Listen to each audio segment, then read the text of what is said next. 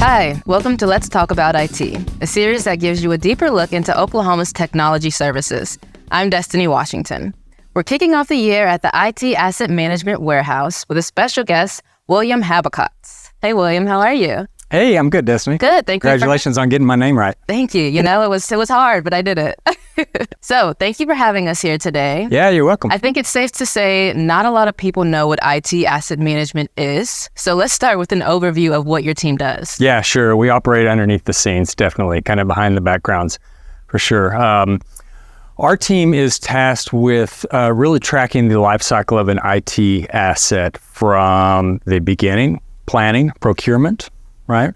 Talking with the agencies about what is in the future, to receiving, to maintenance, watching the device in its life cycle, and making sure that we've got chain of custody, we've got just proper visibility into that asset while it's in use.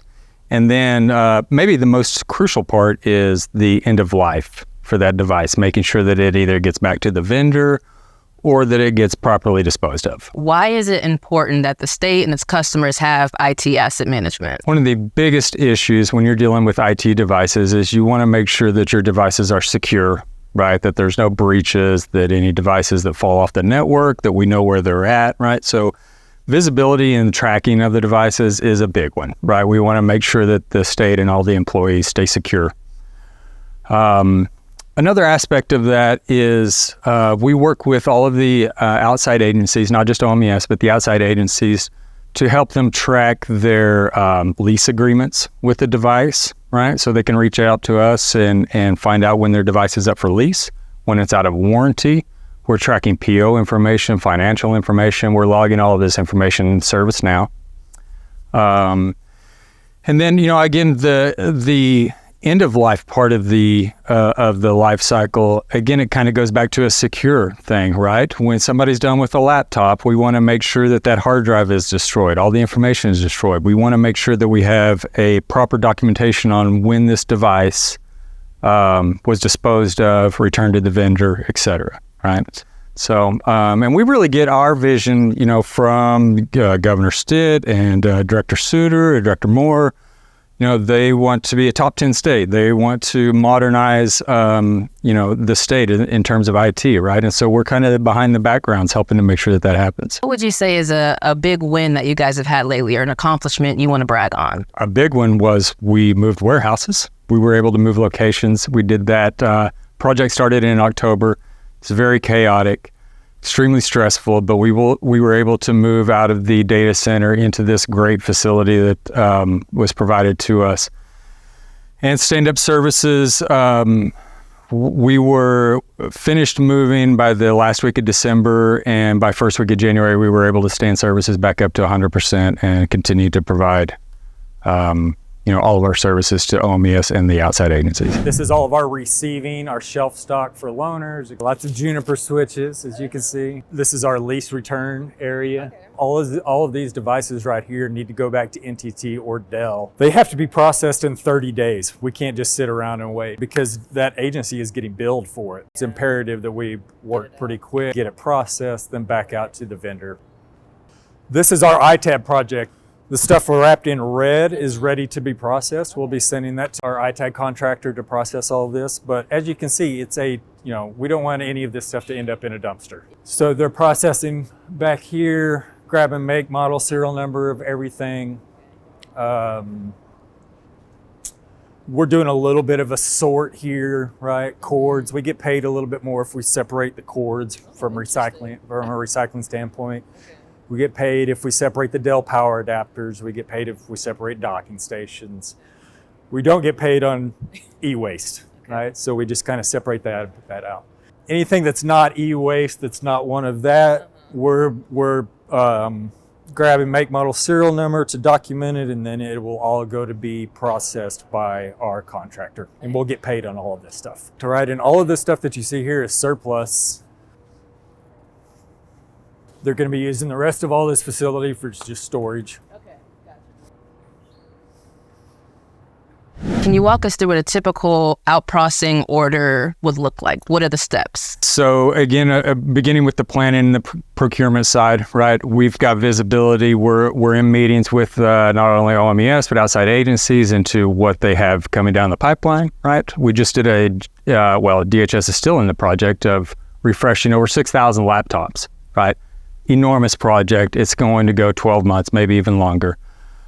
So there was a lot of meeting on the planning, the procurement side, making sure that those devices land here properly, making sure that they're asset tagged, right? That we inspect the device for any damage.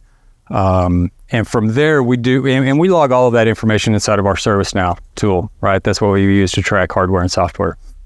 And from there, we then work with the deployment team, which is the team that you kind of see behind us. This is the Form 10 contractors. They work directly with the end user team to make sure that all the devices get imaged, updates applied, and then techs scheduled to go out and deploy the devices out to all of the state employees, right?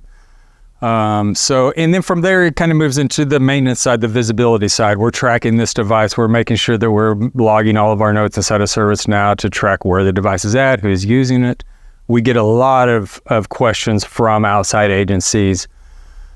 We just did a report for, I believe it was DOC. They wanted what they call a heartbeat measurement, right? What devices do we have on our network? And we've got a new tool now, a visibility tool that we can pop in there. We can quickly shoot out a report to them, get it back to them, let them know who's logged into what device, where it's at, et cetera. A really big project that I'm super excited about is our end of life surplus side. Okay, so when the devices come back here, the easy one is to return the device back to the vendor, right? So if it's an end of lease and it needs to go back to Dell, we can handle that. We handle that here. That's what this depot center really has been built to do. The other side of that is, does it need to be surplus, right? Does it need to be destroyed? And we've got a really big project with an outside contractor to stand up ITAD services, IT Asset Disposition Services, to make sure that we track all the serial numbers of hard drives, laptop, desktop, servers, any IT asset. If it plugs into a wall and turns on, has a button, we're tracking it. We're going to be able to now do reporting on anything that the state has surplus, serialized report. We're going to make sure that all hard drives are documented with certificates of destruction.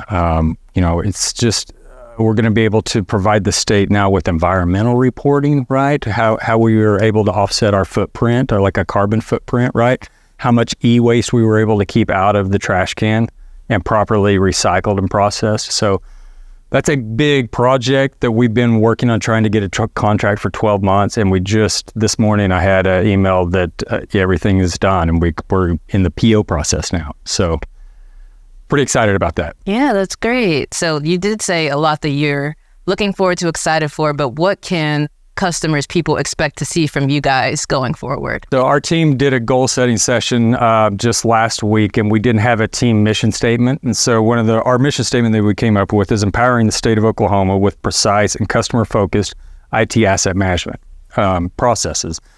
So how we approach it, and this team is fantastic. Really, they do all the work. But our team is focused on, and our message to all of the outside agencies, not just OMES, is any request that you have, we're going to prioritize that. So if you need reporting on any devices, if you need to know where something's at inbound, where it's at outbound, right, reach out to us.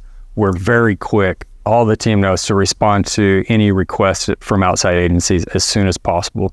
So we're really focused on being able to provide up-to-the-date, modern reporting to any outside agencies regarding any of the devices that they have. Exciting stuff. Thank you for all the information, William, and thanks for showing us around today. Yeah, you bet. And thank you all for watching. We'd love to hear from you. So if you have any questions, comments, people you'd like to see on the show, please reach out to us at letstalkit@omes.ok.gov. We'll see you next time.